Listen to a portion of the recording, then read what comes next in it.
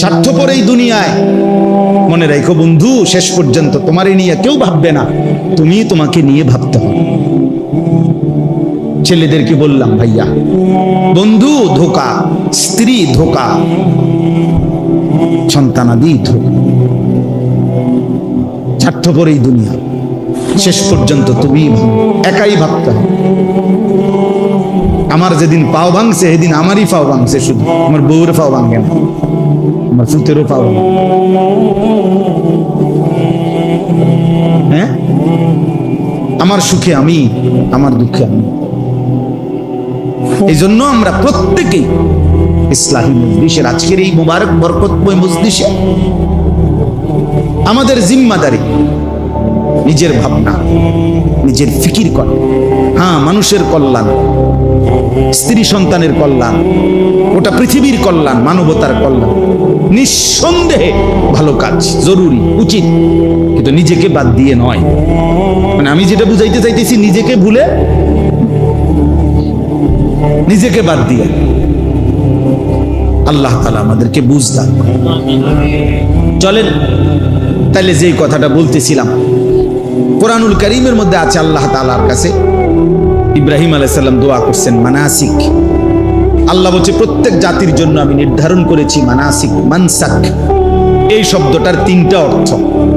একটা অর্থ হলো হজ, একটা অর্থ হলো কুরবানি, একটা অর্থ হলো সমস্ত ইবাদত। অতএব এখন আল্লাহ তাআলা বলতেছে ফাইজা কাদাইতুম মানাসিকাকুম, যখন তোমাদের হজ্জের কার্যাবলী শেষ হয় তখন তোমাদের করণীয় কি?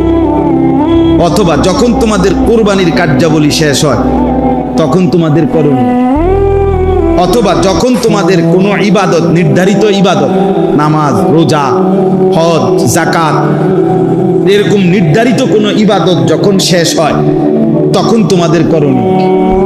তো এই জন্য আমরা এখন তিন শ্রেণী এখানে আছি। মনে করেন আমি হজ করে আসছি, তো আমার করণীয় কি? আমরা যারা কোরবানি করছি আমাদের করণীয় কি? আর তোমরা যারা কোরবানি করো নাই, হজ করো নাই, বাকি কোনো না কোনো ইবাদত আল্লাহর হুকুম মানছো, তো আমাদেরও করণীয় কি? এই জন্য একসাথে বললাম।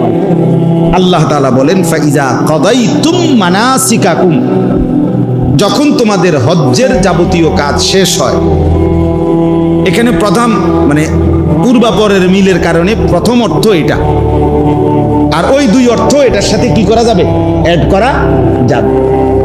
তো আল্লাহ তাআলা বলেন বান্দা আমি চাই যখনই যেই ইবাদত যেই সময়ে নির্ধারিত ওইটা করার পর, চাই সেটা নামাজ হোক, রোজা হোক, চাই সেটা হজ হোক, যাকাত হোক, নির্ধারিত সময়ের যেই ইবাদত, ওই ইবাদত করার পর তোমার দায়িত্ব হলো ফাযকুরুল্লাহ, আমি আল্লাহ তাআলার জিকির করব।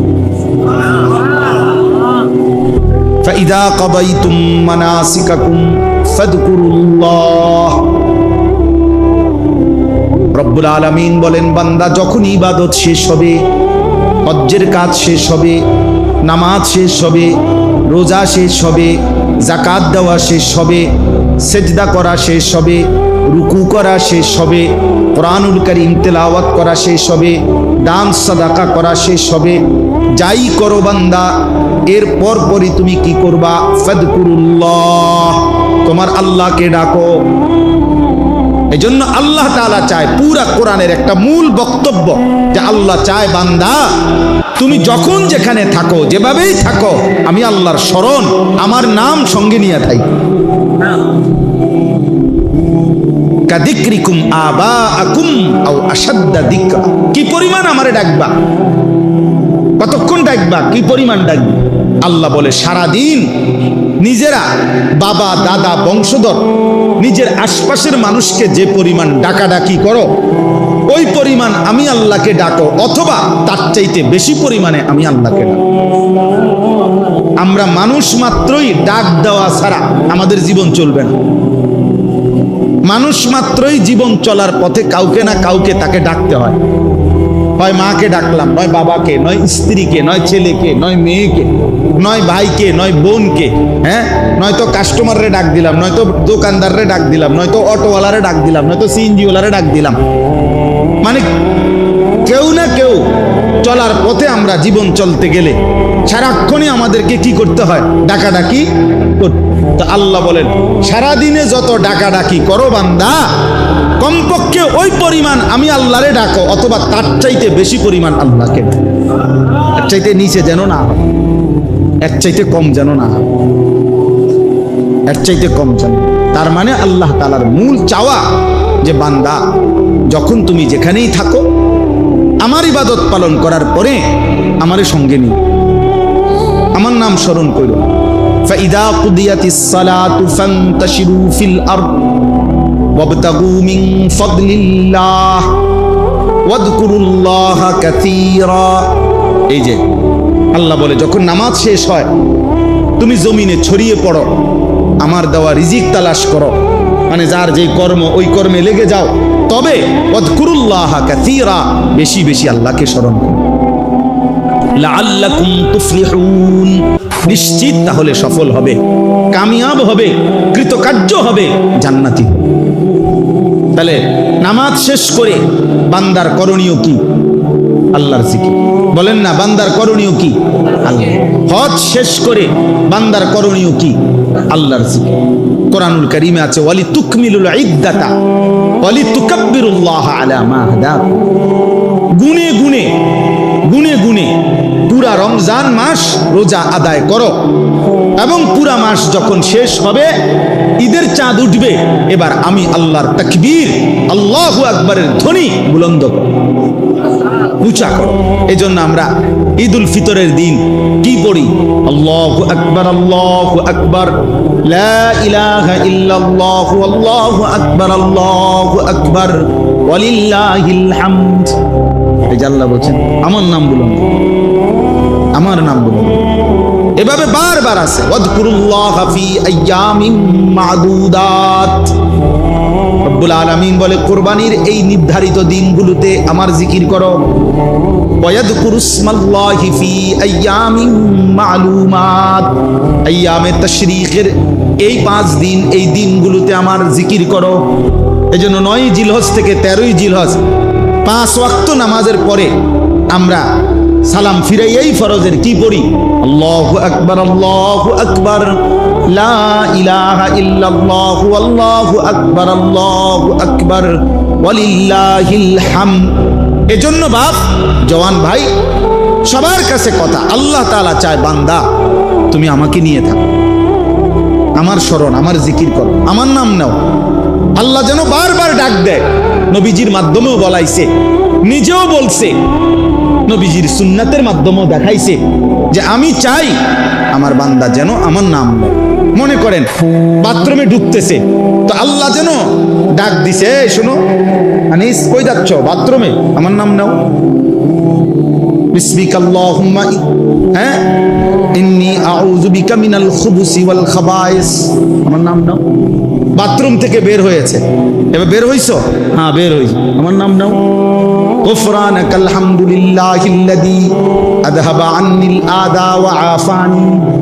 এই যে খাইতে বসছো, আমার নাম নাও। বিসমিল্লাহি ওয়া আলা বারাকাতিল্লাহ। খানা শেষ করছো, আমার নাম নাও। আলহামদুলিল্লাহিল্লাযী আত'আমানা ওয়া সাকানা ওয়া জা'আলানা মিনাল মুসলিমিন। ঘুমাইবা এখন? আচ্ছা ঘুমাও, আমার নাম নাও। আল্লাহুম্মা বিসমিকা আমুতু ওয়া আহইয়া। ঘুম থেকে উঠছো, আমার নাম নাও।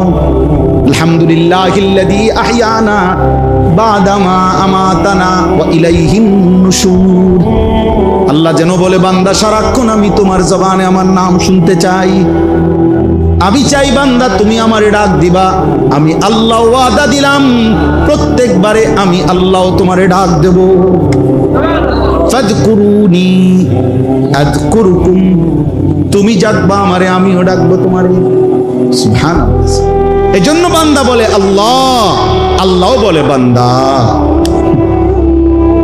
বলো না, কি বলো?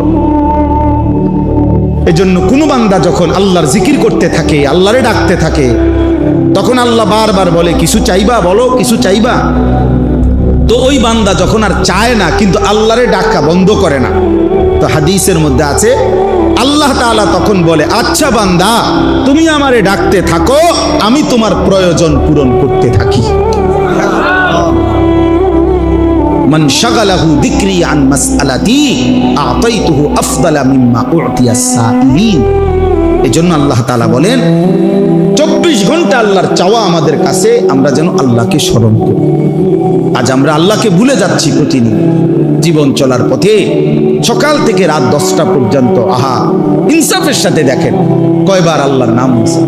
যুবক ভাই তোমরাও দেখো, ছেলেরা, বাবা, আস্থা জলজ্জান্ত একটা মানুষ, তুমি মুসলমানের বাচ্চা, কিন্তু সারা দিনে 8 ঘন্টা 10 ঘন্টা 12 ঘন্টা চলে যায়, একটা বার একটা সেজদাও না, একটা বার আল্লাহর নামটা মুখে আসে না। আরে জালেম, তোর চাইতে নিকৃষ্ট বেঈমান, তোর চাইতে নিকৃষ্ট নাফরমান আল্লাহর জমিনে কুত্তাও হয় না। কুত্তা এত খারাপ না বেটা, কুত্তাও এত খারাপ না, তুই কুত্তার চাইতে খারাপ বেটা।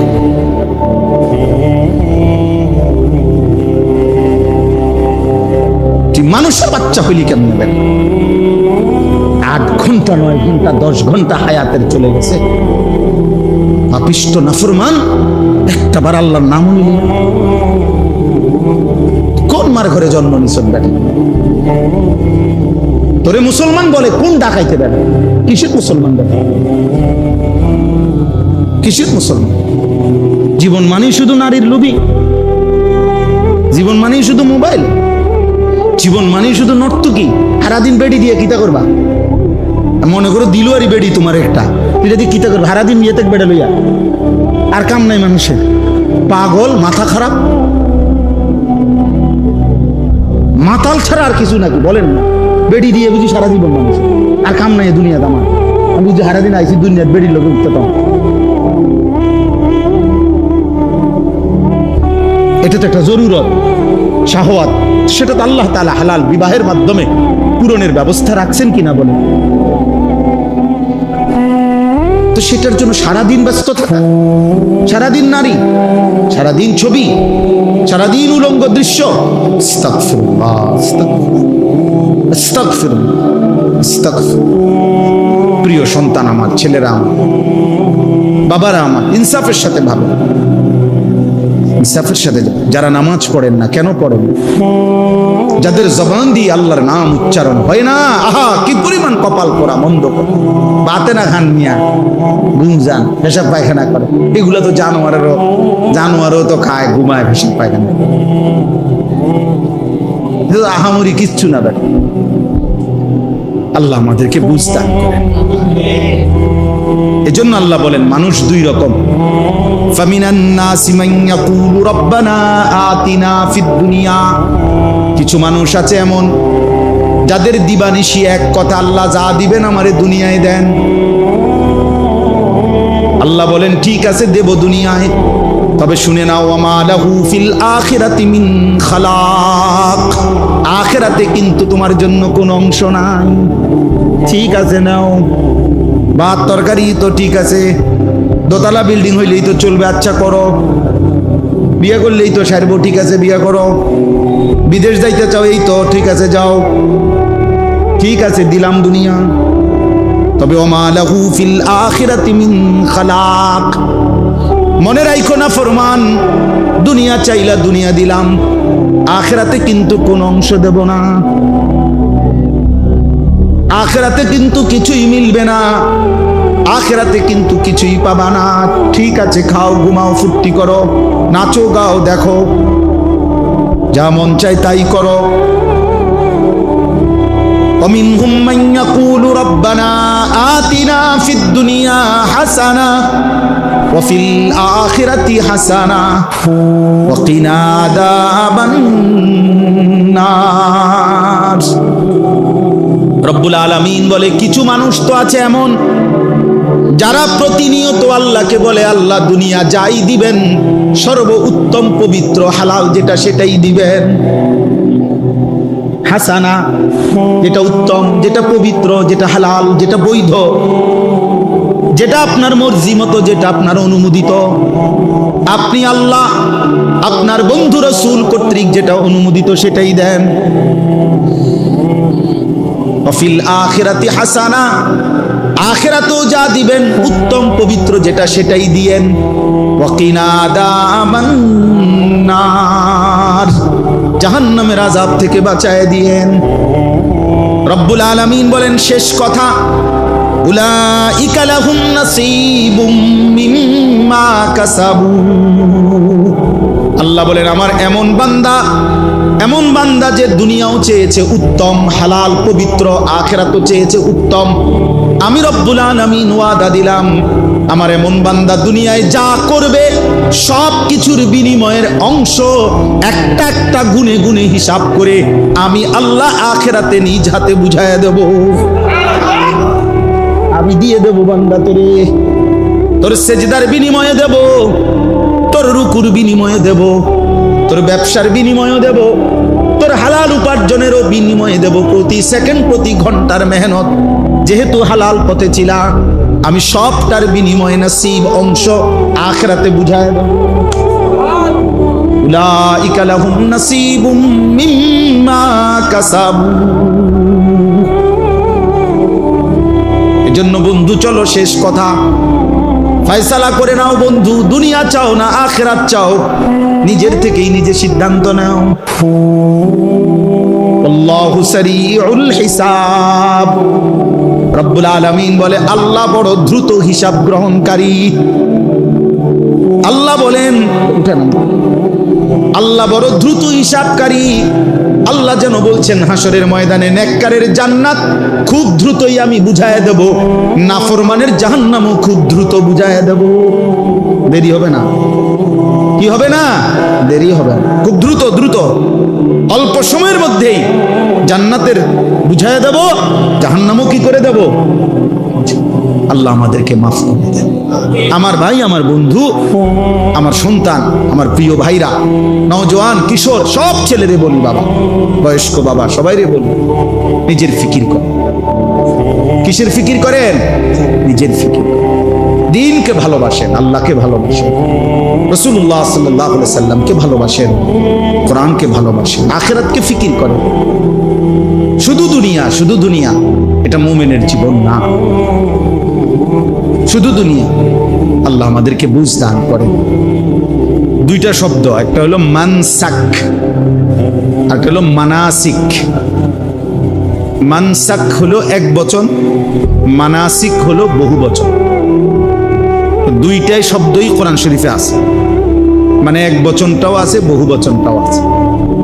সূরা হজ একটা সূরা আছে কোরআন শরীফে, এই সূরার মধ্যে আছে লিকুল্লি উম্মাতিন জাআলনা মানসাকান। আমি আল্লাহ প্রত্যেক উম্মতের জন্য, প্রত্যেক জাতির জন্যই মানসাক নির্ধারণ করেছি। কোরআনুল কারীমের মধ্যে সূরা বাকারার মধ্যে আরেক জায়গায় আছে, ইব্রাহিম আলাইহিস সালাম আল্লাহর ঘর কাবা ওনার সন্তান ইসমাইলকে নিয়ে পুনরায় নির্মাণ করছেন। তো নির্মাণ করার পরে তিনি আল্লাহর কাছে দোয়া করছিলেন, কিছু দোয়া করছিলেন আর কি। এই দোয়া অনেকগুলো দোয়া করছেন উনি, তার মধ্যে একটা দোয়া এটা করছেন, ওয়া আরিনা মানাসিকানা, হে আল্লাহ আপনি আমাদের জন্য যতগুলো মানাসিক সেগুলো আপনি শিখায়া দেন, দেখায়া দেন। আর এইখানেও দেখলেন এই আয়াতের মধ্যে আছে ফাইজা কাদাইতুম মানাসিকাকুম, যখন তোমাদের মানাসিক শেষ হয়, আল্লাহ বলতেছে সমাপ্ত হয়। কোরআন শরীফে এর কাছাকাছি আরেকটা শব্দ আছে নুসুক। ভাইয়া তোমরা যারা এই মোবাইল হাতে, ওরা কিছুই বুঝতা না, আমি বললাম এই ফালতু এই কাজটা করেই সময়টা শেষ হয়।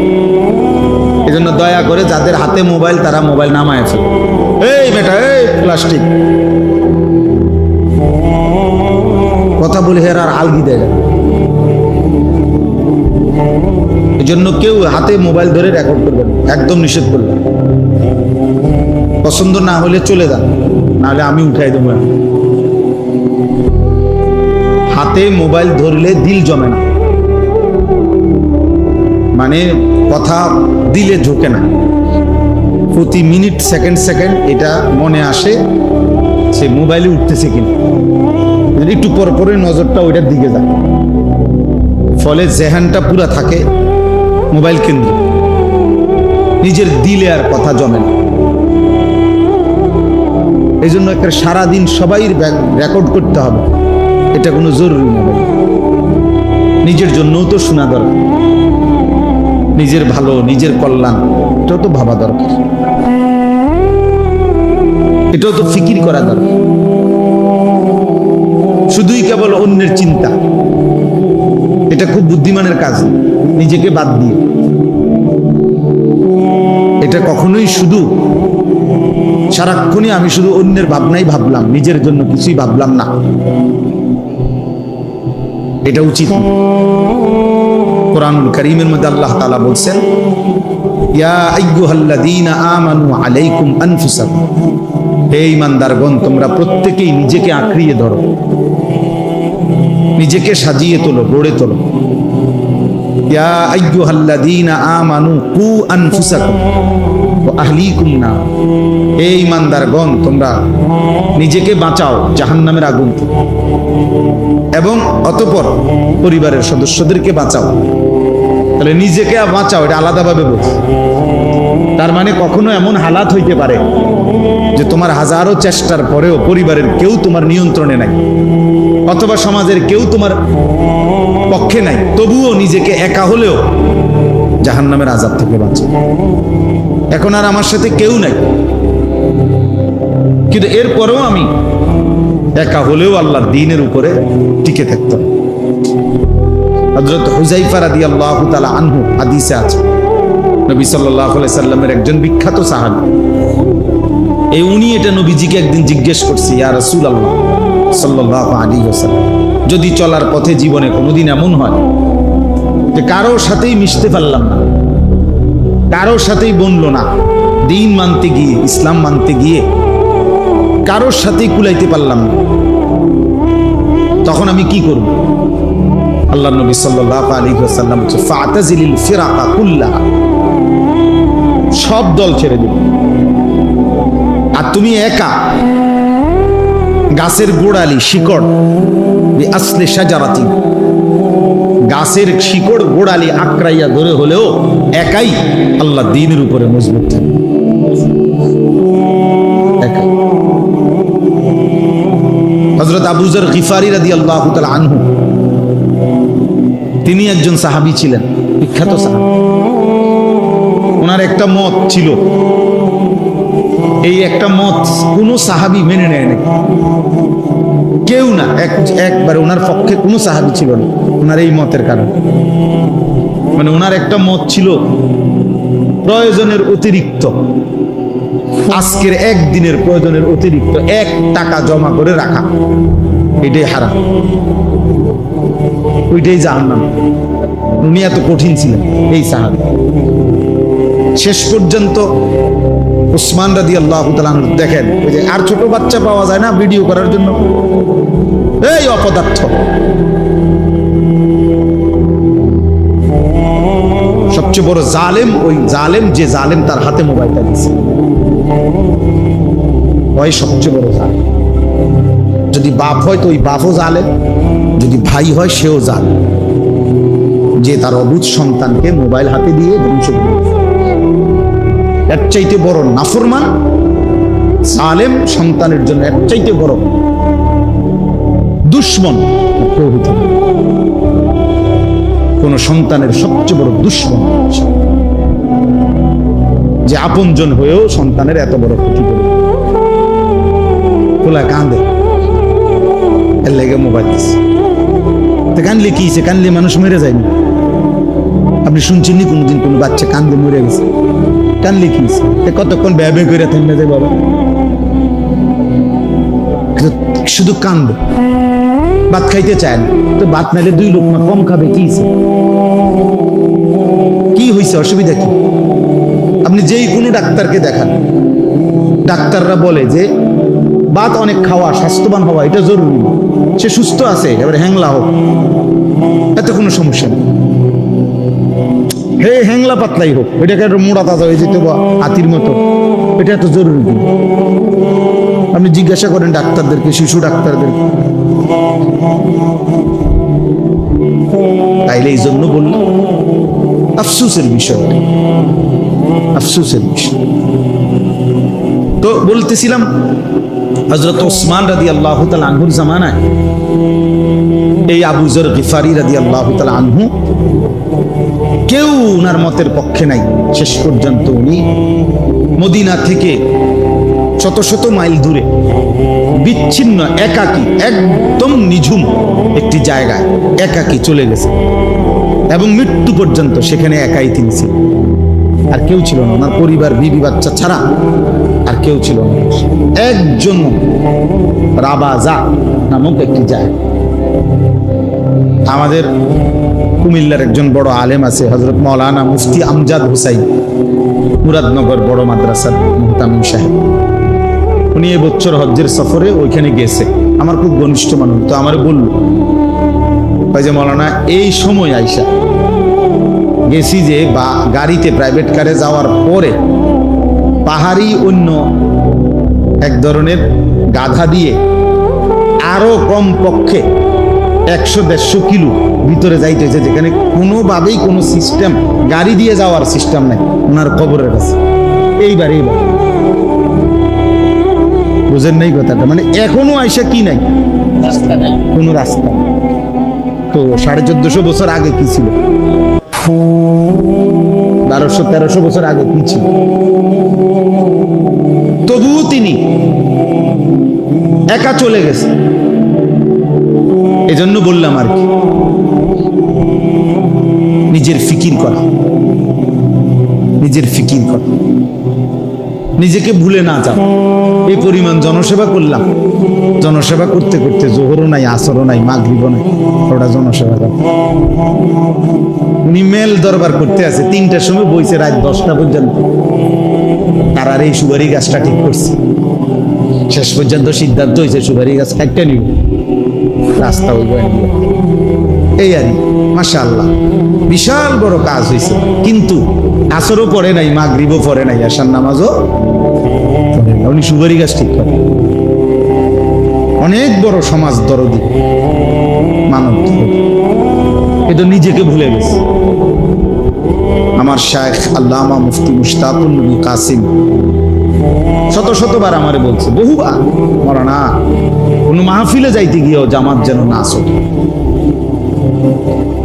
ওয়াজে যাইতে গিয়েও কি ছুটবে না, যেন জামাত না ছুটে। ও মাহফিল কিচ্ছুই তো না, 20 মিনিট দেরি হইবার, হ্যাঁ তারা কাবজাব করুক, লোক যাইতেছে, যাই গিয়া যে যাইবে যাইবে, বাকি জীবন থাকবে ওরা শুনবো, ওনারা আরেকদিন এসে শুনবো। কথা বুঝেন নাই? গেছে গাড়ি, নাহলে 50 জন লোক চলে গেছে তো কি হয়েছে, 100 জন লোক চলে গেছে তো কি হয়েছে?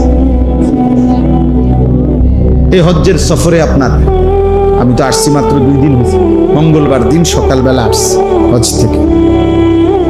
হজ্জের এই সফরে এই মনে করেন আপনার একসাথে রুমমেট, উনি আবার কইতেছে আমারে যে ভাই একটা কম্বল কিনুন, আপনি না গেলে হতো না, এটা একটা কম্বল। এই একটা কম্বল কিনতে গিয়া এই লোকের লগে এই লোকটা মনে করেন মসজিদে হারামে জোহরও পড়ে নাই, আসরও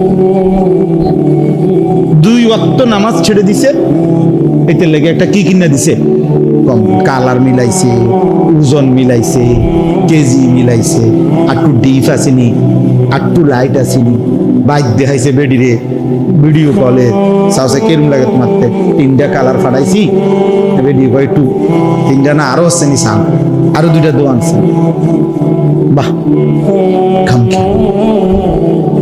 অথচ নামাজ ছুটে গেছে মসজিদে হারাম, জোহরের নামাজ। একটা সেজদা 1 লক্ষ, একটা রুকু 1 লক্ষ। তো কয় টাকার কম্বল কিনলা, কয় টাকার নেকি হারাই। খুব কঠিন হজ্জের এই সফরে আল্লাহর বান্দাদেরকে বুঝানো, খুব খুব খুব খুশি মুআল্লিম আল্লাহ রহমতের হুজুর, আল্লাহ আমরে এমন মুআল্লিম ফান্ডা উদ্দাইন না খাওয়া, আল্লাহ রহমত তে বাইরন লাগে না, নিচে মসজিদ রুমের তলে। কত বড় নিয়ামত, মসজিদে হারামে এক ওয়াক্ত নামাজ পড়ন লাগে না, আল্লাহ পাক এত বড় মুআল্লিম ওনারে দিছে। খুশি ঠান্ডা পর্যন্ত জর্দা লাগছে হুজুর, জর্দা হুদ্দাইন না দিছে, আর কি করতো মনে না, আর কি করতো, জান দিয়া লাইতো। কিন্তু আমনেরে যে এমন জায়গা নিয়ে রাখছে যেখানে আর মসজিদে হারামের নামাজের জামাত জোটে নাই কপালে, এইটা ওনার কোনো বিষয় না, ওনারে তো সুগারই এনে দিছে, এটা উনি খুশি। জর্দাইন না দিছে, এটাও খুশি। বুঝছেন নি আপনি হিসাবটা? শয়তানরে ফাতর মারার টাইম হয় 12টা বাজে, ফাতর মারাই লেগেছে 9টা বাজে, নিরিবিলি। দেখছেন এগুলো সবাই বোঝে না।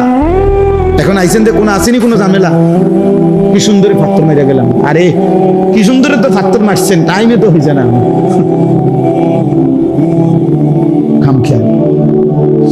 খামখেয়ালি। এজন্য দোস্ত আজকে সময় কম, আমি এটা বুঝাইতে চাই যে ইসলাহি মজলিস, এই ছোট মজলিস খুব উপকারী। নিজের সংশোধন, নিজের ফিকির, নিজের ঈমান, নিজের আমল, নিজের আখিরাত, নিজের কবর, নিজের পরকাল একান্তভাবে ভাবা, এটা আমাদের জন্য জিম্মাদার। ১৬ লক্ষ আম্বিয়া, নবী রাসূল, আদম আলাইহিস সালাম থেকে নিয়ে আমাদের নবী পর্যন্ত সমস্ত নবী উম্মতের জন্য দিবানিশি কানছে, ফিকির করছে, দাওয়াত দিছে, চেষ্টা মেহনত করছে।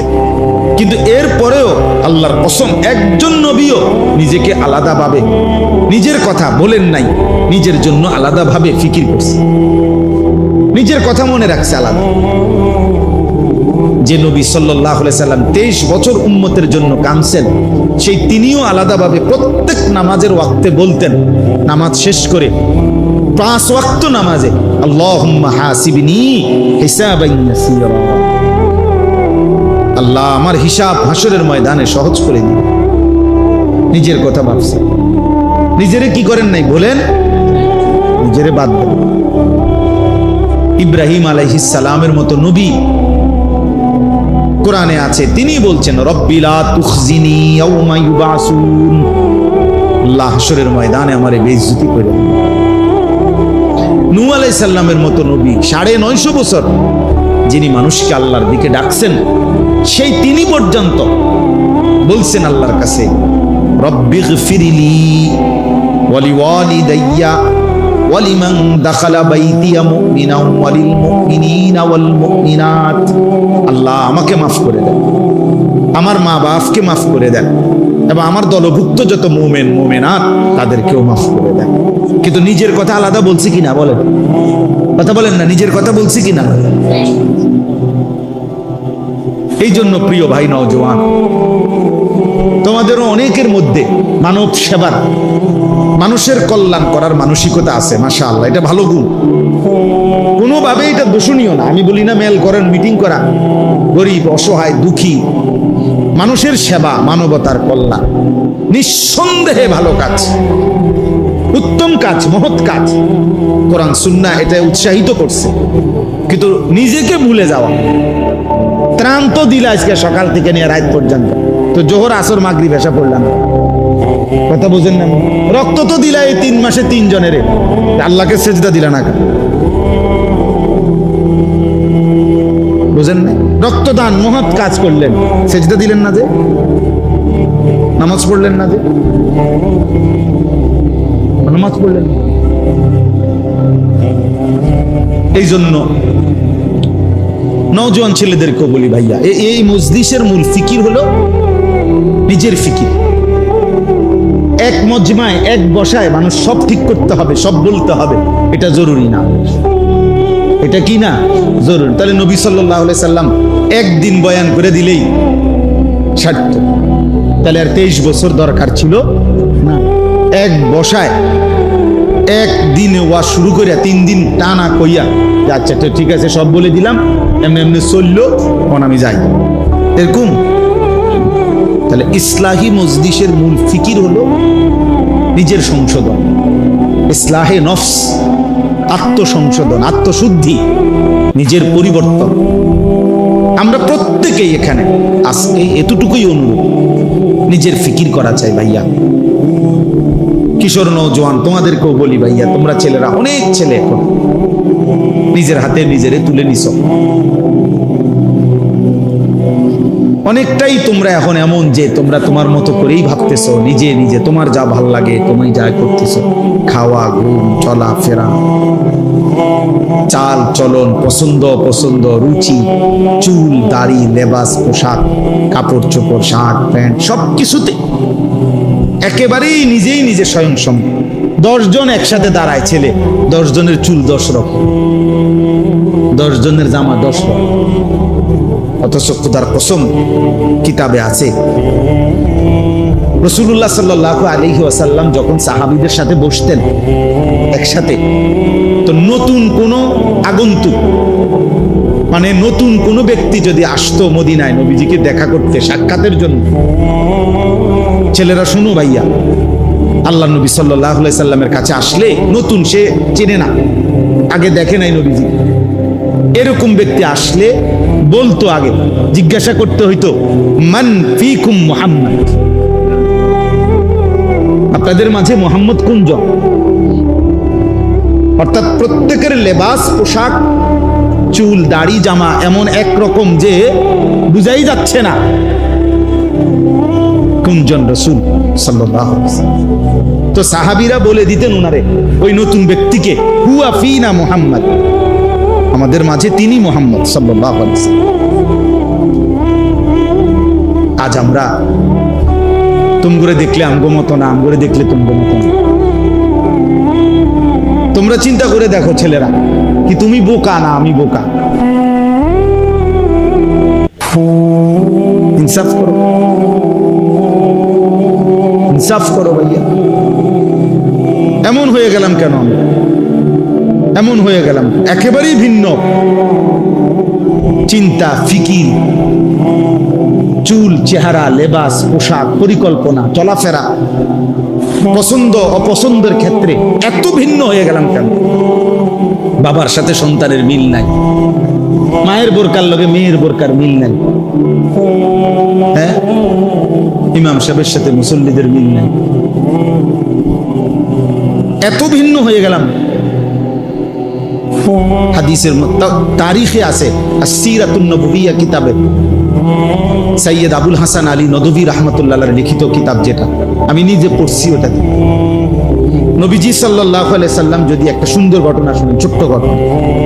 নবীজি সাল্লাল্লাহু আলাইহি সাল্লাম যেদিন মক্কা থেকে হিজরত করে মদিনায় সর্বপ্রথম যেই শহরে, গ্রামে, মহল্লায় ঢুকছেন, ওই মহল্লার নাম হলো কুবা, কুবা নগরী। মানে নবীজি হিজরতের সময় আইসা প্রথম এই মদিনার এই এলাকায় ঢুকছেন, কুবা নগরীতে।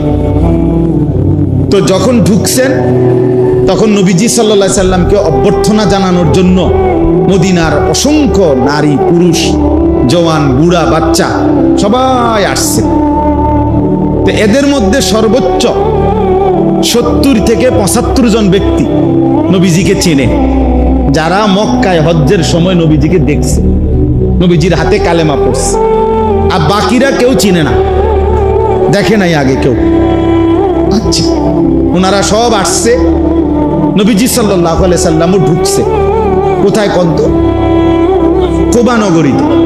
তো নবীজি সাল্লাল্লাহু আলাইহি সাল্লামের সাথে হিজরতের সময় একজন সাহাবী ছিলেন, উনি কে?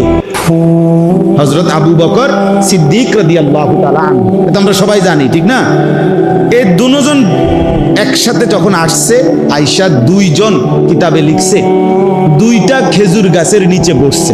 মানে এক গাছের নিচে নবীজি বসছে, আরেক খেজুর গাছের নিচে আবু বকর বসছে। দুজনই ক্লান্ত, প্রচন্ড রোদ্রে আসছে। তো বসার পর এখন এই যে লোকরা আইছে সাক্ষাৎ করতে, অভ্যর্থনা দিতে, এখন কেউ নিজ নিজ হিসাব মতে, কেউ উনার সাথে মুসাফা করে, কেউ উনার সাথে মুসাফা, বুঝেন নাই? আর উইটা গিয়া জিগায় অন্য করে, চিনা জানা করে, কোনজন? কসম আল্লাহর, এই কথা কি? প্রত্যেকে জিজ্ঞাসা করে কোনজন, তিনি কোনজন, নবী কোনজন? তো তখন আবু বকর সিদ্দিক রাদিয়াল্লাহু তাআলা আনহু এটা বুঝছে, ওই যে হেরা যে বারবার কানাঘুষা করে, এটা উনি খেয়াল করে বুঝছে যে এটা জিগায় বারবার। তখন উনি উঠে গিয়ে একটা রুমাল বা চাদর কিছু একটা আল্লাহ নবী সাল্লাল্লাহু আলাইহি সাল্লামের মাথা মুবারকের মধ্যে দিয়া দিছে, দিয়া উনি পাশে দাঁড়াইছে। এইবার সবাই বুঝছে ইনি মুহাম্মদ রাসূলুল্লাহ। তাহলে এর আগে বুঝতেছিল না কে মুহাম্মদ কে আবু বকর। এই পরিমাণ সাদৃশ্য ছিল, অনুসরণ অনুকরণ এভাবে করছে। আজ আমরা এটাও বুঝি না, আমরা ভালোবাসি একরকম, অনুসরণ করি ভিন্ন রকম। আমরা বিড়ি মুখে ভালোবাসি, আমরা দাড়িবিহীন চেহারায় নবীকে ভীষণ ভালোবাসি। আমরা মিসওয়াক ছাড়া নবীকে খুব ভালোবাসি, আমরা দস্তরখান ছাড়া নবীকে খুব ভালোবাসি। আমাদের স্ত্রী বেপর্দা, আমরা নবীকে খুব ভালোবাসি। আমাদের ঘরে প্রতিদিন রঙিন টেলিভিশনে নাচ গান চলে, আমরা নবীকে খুব ভালোবাসি। আমরা সুদের টাকাও নেই, কিস্তির টাকাও নেই, আমরা নবীকে খুব ভালোবাসি। আমাদের ছেলে এক ওয়াক্ত নামাজ পড়ে না, আমরা রসুলকে ভালোবাসি। আমাদের ঘরের বিবি বাচ্চা ফজরের নামাজ কেউ পড়ে না, আমরা নবীকেই ভালোবাসি। আহা, এত বড় জুলুম, এত বড় মিথ্যা দাবি পৃথিবীতে আর কারো ব্যাপারে হয়েছে কিনা সন্দেহ আছে, সন্দেহ আছে। ইনসাফের সাথে দেখেন, ইনসাফের সাথে পৃথিবীতে কোন দল পার্টি, ওই দলের নেতা কর্মীরাও এরকম ভালোবাসা দেখাইছে কিনা নেতার প্রতি, এটারও নমুনা নাই, এটারও নমুনা। অথচ আমাদের ভালোবাসা এটা যে আমরা আমাদের মন মতো চলি, আমাদের খেয়াল খুশি মতো আমরা যা ইচ্ছা তাই করি, আর আমাদের জবানে উচ্চারণ হলো আমরা নবীকেই ভালোবাসি। যে কিভাবে সম্ভব বলেন? ইনসাফ। কে সুন্নি কে ওয়াহাবি রিফরে কইয়েন, কে আশেক কে দুশ্মন পরে বলিয়েন। কমপক্ষে মোটা দাগে যে কদ্দুর জানেন এর দূরের লগে মিলাই দেন। আমার কথা বোঝেন নাই? একারে এগুলো তো মোটা দাগের কথা, দাড়ি, টুপি, লেবাস, পোশাক, মেসওয়াক, দশল হারাম, হ্যাঁ, পর্দা পুশিদা, এটি তো একেবারে মোটা দাগের কথা, ঠিক না কথা? একারে সবাই বোঝে, একারে সাধারণ থেকে সাধারণ মানুষও এগুলা বোঝে যে এগুলা নবীজির সুন্নত, নবীজির আমল, নবীজির কথা, আল্লাহর কথা, এটা সবাই জানে না? এগুলোতেও একদম বিরোধী, এগুলোতেও নাই, চিহ্ন নাই এগুলার। ওই লোক নবীজিকে ভালোবাসে, এতে যে গাছ জোরে কথা কয়, চিল্লায়, চিৎকার মারে, ঘটনাটা কি তার? হ্যাঁ, দয়া করে ভাবতে শেখো ছেলেরা, দয়া করে ভাবতে শেখো।